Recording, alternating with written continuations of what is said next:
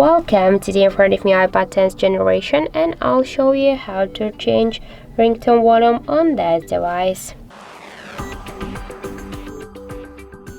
So just to adjust the ringtone volume, we should first open the settings application and then tap to the sounds. Here we can see ring and alert volume panels.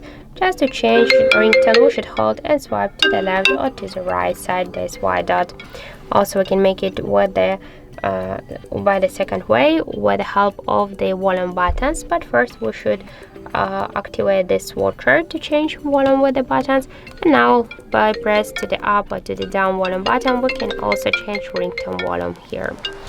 So that's it, thank you for watching, and if you find this video helpful, don't forget to leave a like, comment and to subscribe our channel.